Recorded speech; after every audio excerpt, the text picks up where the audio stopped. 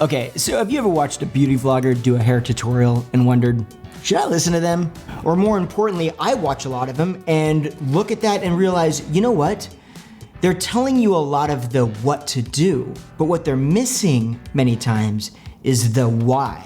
And I personally believe very deeply in the fact that the why is almost more important than the what. We're gonna watch different beauty vloggers' videos with you, and I'm gonna break down whether I agree, whether I disagree with the tips, should you pay attention, is there anything that they're maybe missing, telling you that's super important that you don't wanna miss, and ultimately help you determine whether or not this is a video that you should pay attention to. Does that sound good? Okay, so with all that out of the way, let's dive into this week's video. Okay, so the first episode is coming from the incredible beauty vlogger, Dominique Sachse. If you're unfamiliar with her, if you're living under a rock somewhere, you need to go check out her channel. It's a massive channel. I mean, yeah, it's huge because she does a fantastic job. I did notice one video on her channel entitled How to Achieve Volume with Fine Hair, and that's what I wanted to break down today. So let's dive in and take a look at it and see what we think.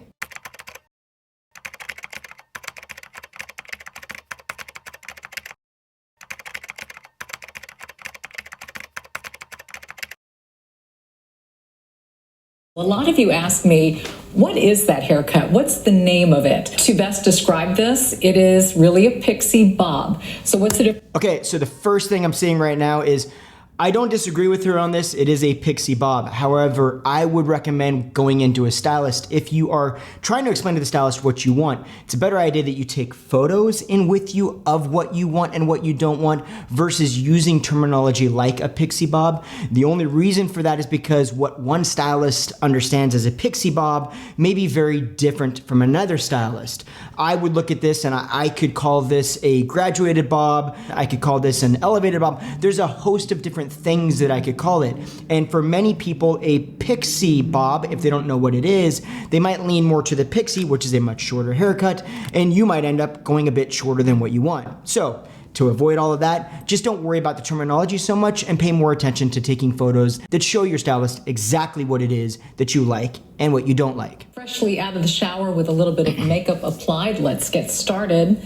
I'm going to use as a leave-in treatment a product by Olaplex number 7. It's their bonding oil. It is good for all hair types, fine, straight, wavy, curly. It's a heat protector, it's a color protector, and it's just a wonderful product as a leave-in before you do your blowout. So I take a few drops, rub it between the palm of my hand, and I really concentrate kind of on these front areas that need a little bit more. If you notice, she's patting her hair down with this oil, not aggressively applying it to the roots. Most of the oil is going through the mid-shaft to the ends. Now that's an important thing to remember because when you're trying to create volume, if you do get a lot of an oil like this or really any oil in at the roots, it's not to say that it'll take the volume away. However, it is to say that it will hinder your ability or the ease of you creating volume. So just be mindful of how you're applying oil. One other way that you can do that is actually by putting it in your hand and then bend your fingers like this as you're applying it.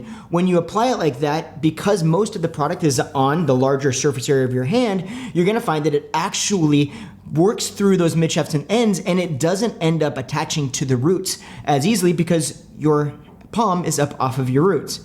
I know, it sounds silly, but it works. I'm not going to use a volumizing mousse or anything like that. I find that when hair is short, you have to be really careful with those products because it can get too bendy and rounded looking at the scalp. I am very interested to see what her technique for volume at the root and the front is. As far as products in general, I would actually agree with what she's saying. There are certain hair textures where adding some sort of product for volume can almost make it a little bit harder to manage in some cases. But I would also point out that this definitely is a scenario of personal experience. So while this is absolutely, I'm sure, clearly true for Dominique, it may not be true for every individual. So take that a bit with a grain of salt. She's not wrong by any means with her particular hair texture, but for you, it may be a situation where you do need that extra bit of control. I typically find that volume is pretty easy to get out of the hair, and what she's meaning is the bend at the roots, that kind of lift, that creates volume. That's pretty easy to get your hair to lay down. It's much harder to get that back into the hair. So it's easier to take it away than it is to put it back. So for me at the salon, I tend to default to creating a little bit too much, and then worst case scenario, we pat it down with the blow dryer. There's some simple techniques, and it's a safer way to kind of bet. At first, I just blow side to side just to get some volume. And I'm going to start straightening the front. This is where I have the most frizz. So I work on the front and work my way back. Going side to side is actually a very important thing. It's something I tell clients all the time. She's nailing it here. The reason that's so important is because going back and forth with it means that it's not heading in one direction. It's gonna make it much easier for you to determine which way you wanna style your hair and create a little bit of that root lift on top of that to help us with the overall shape. So don't miss that. That's actually a very important step that she's talking about there. Okay, she's not telling you what she's doing here, but this is super important and she's got it down. This is a practiced technique and she's doing it very well. First of all, she's using a concentrator, which means that that airflow is very concentrated and easier to manage exactly where that's hitting the hair. More importantly, she's sending that air down the hair shaft, not up against the hair shaft. She's also moving the brush through very quickly so that that air never really stays in the same spot for too long. All of these things are helping to mitigate the concern of that adding any damage to her hair, but also it's helping to smooth her hair out because when you direct the airflow down the hair cuticle, it helps to smooth that cuticle out. So this is another very important thing that you definitely don't want to miss. Now, if you notice where she's placing this brush, notice that the roots are actually heading directly up. While she's drying it right now, those roots are coming up. Then she'll pull it off and those roots will come down, but she's not drying it down to the side and pulling those roots down from the very beginning like this. This is helping to create a bit of that root lift in her hair. So as you can see with the nape of the neck, you want to push all of that forward. Okay, hold right now. That is probably one of the most important things I have heard her say this entire video. It is such a big deal and nobody ever talks about it. She just knows to do it. She's been taught somewhere along the way and she's so right on this. Let me tell you why this is so important. Having that hair come forward around the neckline does a lot of different things. One, it helps to start accentuating a jawline. It helps to, more importantly, lift the eye up versus bringing the eye down. If all of that hair comes back into the center or comes straight down, it's gonna have a tendency from the profile to look, even if there's a lot of volume in the crown, to look like that hair is starting to fall back and actually bring that eye down a little bit. That simple step of pulling that hair forward, letting it come around the ear like that, not just accentuating cheek structure and bone structure, but lifting the eye up, and it'll draw the attention to the illusion that there's more volume up in the crown. Such a big deal, and no one talks about it. I'm so glad that she said that in this video because it is so important. Do not overlook this step.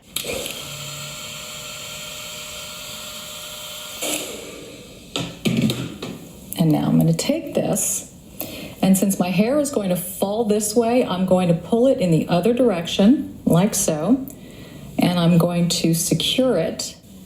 That's the trick that she's using to get extra volume in the front. This actually makes a lot of sense. Let me break down why this is happening for her though. First thing she did is she heated it up. Again, it's like hair is like a metal, right? She's heating that up so it's become pliable. Now going the opposite direction of where she's ultimately going to style it, that's giving it a little bit of that bend at the roots because as she brings that hair back the opposite direction, those roots are gonna want to go against the grain and they're gonna be pulled back over and give that little bit of bend. Now, with her clipping it right now, what she's essentially doing is she's allowing it to cool down. So she's doing the same thing. It's heating it up and then it's cooling it down. And then as it cools down, it's locking it in that place. She's gonna take this clip out and then she's gonna part it to the opposite direction that it's going currently. And she's gonna have a lot of great volume right in the very front. Now here we come, here comes the volume. This is the direction. See? See how I instantly got all that lift right there? So now I'm gonna grab just, I don't know, maybe like a dime size amount of the pomade. I don't need that much. Warm it and separate. Now, the amount of pomade you're going to use is going to be dependent on the particular pomade that you're using. Now, she's obviously telling you exactly which one she's using, so this makes sense. And again, she is definitely not wrong for the amount that she's using. However, you are going to want to start with a little bit less and then add more to it when you're first beginning with these, because depending on your hair texture, depending on the amount of color you have, how porous your hair is, the different style, there's so many factors that are going to go into how much of this is going to make sense for your particular situation. So kind of keep that in mind. And again, go back to the tip of putting it on your palms. I would actually start this in the back and then work my way forward, only because most of the hair on your head is back here and then less is right in this bang area. So you want to start applying most of that product to the back, and then as you get towards the front, you have a little bit less in your hand. That way you're just a little bit less apt to use too much right in your bangs. Now, again, she's done this a lot of times with her particular hair, so she knows how much to use. It's gonna make sense for her. But at home, for you, I would just tell you, kind of start in the back, move forward, and then apply more until you find the right amount. Final thoughts on Dominique's video. She's spot on everything that she was doing. There was nothing that she did that's not correct. She's explaining it 100%. The only caveats that I would probably have in this is simply that some of the points are very specific to her situation and what she's dealt with her texture. So kind of keep that in mind moving forward. Not every texture is obviously the same, so some things are gonna be mildly different. But she is spot on, and she hit on a lot of very important, very specific things that I am so glad that she talked about, and I think that you definitely need to pay attention to them. The part in the back, the creating a little bit of root lift on the top, all of those things are extremely important. All in all, let's just be frank, she's a beautiful woman, but her hair looks fantastic on her and it fits her face shape very well. She styles it very competently, so she's doing it all very well. But also I think that's very important, because many times people will take somebody like this and say, but she's so pretty, that's why this works for her and that's why it looks good. She is, but a lot of the things that she's doing are also enhancing that beauty. A lot of these things will also enhance your beauty, and that's the key to take away here, is not to look at her and think that you could never be like that. It's to look at her and think, I'm gonna pull these tips from her and use them to enhance my own beauty as well. That's, I think, what the major takeaway is here. So, hey, should you listen to her? Absolutely. I'm gonna go ahead and make sure to link Dominique's channel as well as this video in the description below, so make sure you go check her out if you haven't seen her. She's incredible, it's very inspirational. She's got a lot of fantastic tips about beauty in general, so make sure you head over there and show her some love. I hope you like that. If you like this kind of content, let me know. I really wanna know if this is adding value to you. So go ahead, comment below, and otherwise, you can go ahead and check out this video right here, and obviously make sure you subscribe and all the good stuff. I hope you guys enjoy that. I hope it helps. You have a fantastic week. We'll see you next Tuesday. Take care. Bye.